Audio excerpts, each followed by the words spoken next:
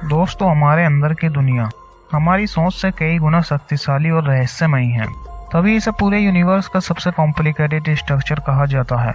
हमारे द्वारा की जाने वाली लगभग 95% एक्टिविटी हमारे सबकॉन्शियस माइंड द्वारा ही कंट्रोल की जाती हैं।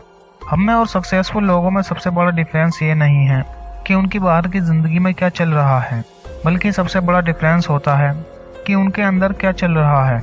तो चलिए जानते हैं आज के अपने इस टॉपिक को, जिसके बारे में डॉक्टर जोसेफ मर्फी ने अपनी book the power of your subconscious mind में बताया है। गाइस, अगर आप चैनल पर नए हो तो सब्सक्राइब कर लें, यहाँ आपको इससे रेलिवेंट वीडियो मिलती रहेंगी। चलिए दोस्तों, वीडियो को start. What is subconscious mind? Subconscious mind हमारे दिमाग का वो हिस्सा होता है जो कल्पनाओं को भी हकीकत में बदल सकता है। क्योंकि अवचेतन मन दिमाग का 90% भाग होता है, इसीलिए इसकी कार्य क्षमता भी बहुत अधिक होती है। जब हम कोई भी कार्य करते हैं जिसमें हमारी पहले से आदत हो गई होती है, तो उसके लिए हमें सोचने की जरूरत नहीं पड़ती। हमारा सब काम सबकॉन्शियस माइंड कर लेता है। इसे एक उदाहरण के द्वारा समझते हैं। सबकॉन्शियस माइंड मतलब वो काम जो हमारा ब्रेन बिना सोचे समझे करता है।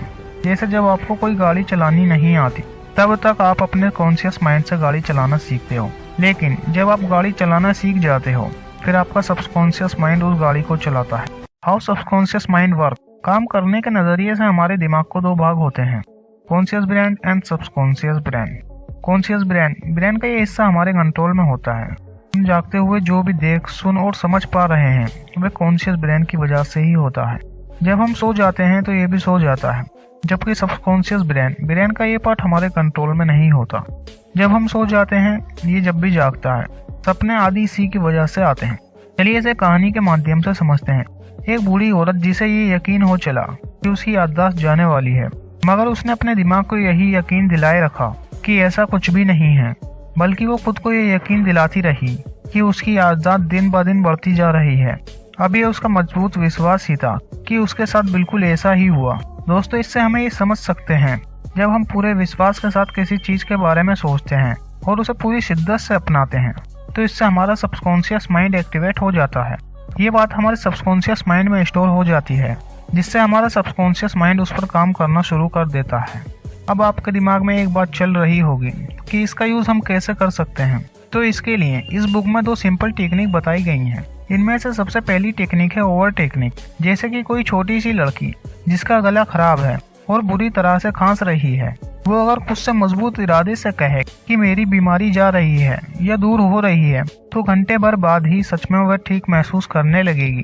दूसरी सिंपल टेक्निक है विजुअलाइजेशन टेक्निक। आप विजुअलाइज करके अपने दिमाग में तस्वीर रचकर ऐसा कर सकते हो जो आप चाहते हो, उसे हरदम ख्यालों में रखो। आप अपने फोटो या लैपटॉप पर उसकी वॉलपेपर भी लगा सकते हो, या फिर एक ड्रीम बोर्ड भी बना सकते हो। लेखक का एक दोस्त सालाना $75,000 कमाता है, यानी लगभग 55 लाख रुपए।